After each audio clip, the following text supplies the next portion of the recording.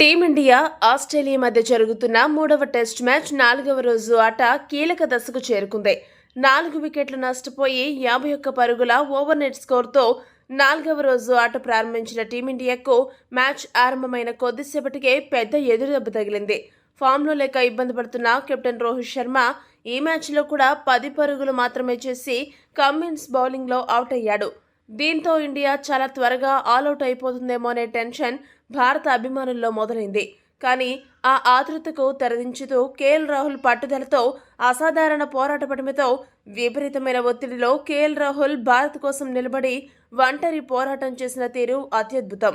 అసలైన test batsmen లాగా Australia పిచ్పై Rahul రఫ్ఫాడిస్తూ మిగతా బ్యాటర్లకు ఎలా ఆడాలో లైవ్లో పాఠాలు చెబుతున్నాడు.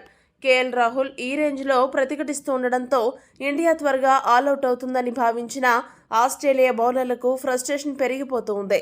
తనలో సూపర్ బ్యాట్స్మెన్ ఉన్నాడని మొదటి 2 మ్యాచ్లలో ఒక టీజర్ చూపించిన రాహుల్ ఈ మ్యాచ్లో మాత్రం అసలైన టెస్ట్ బ్యాట్స్మెన్ ఎలా ఉంటాడనే సినిమా చూపించాడు. తనపై వచ్చిన విమర్శలకు బ్యాట్తో గట్టిగా బదులివ్వాలనే కసి రాహుల్లో కనపడింది. ఇక రాహుల్కు అండగా ఆల్రౌండర్ జడేజా కూడా అద్భుత బ్యాటింగ్ చేశాడు.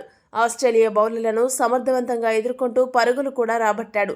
వీరిద్దరి జోడీ అద్భుతంగా ఆడుతుండడంతో టీమిండియా అభిమానులు కూడా ఊపిరి పీల్చుకున్నారు. కానీ సరిగ్గా మొదటి సెషన్ ముగిసే ముందు కేఎల్ రాహుల్ 84 పరుగుల వద్ద స్మిత్ సెన్సేషనల్ క్యాచ్ పట్టడంతో అవుట్ అయ్యాడు.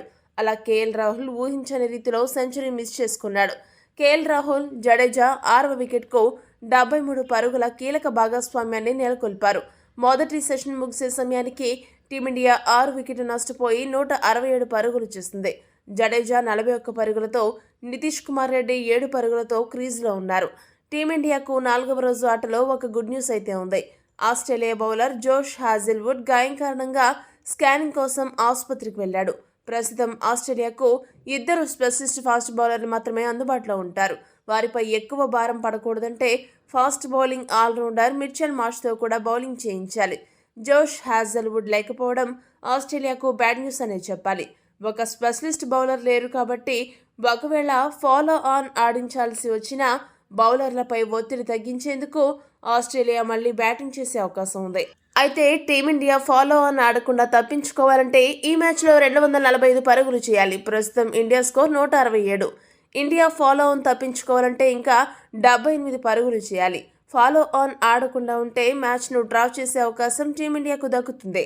టీమిండియా ఫాలో ఆన్ ఆడకుండా తప్పించుకునేంత స్కోర్ చేయగలదా? జడేజా, నితీష్ అంతసేపు నిలవగలరా? మీ అభిప్రాయాన్ని కామెంట్ చేయండి. మరిన్ని స్పోర్ట్స్ అప్డేట్స్ కోసం మా ఛానల్ను సబ్స్క్రైబ్ చేసుకోండి.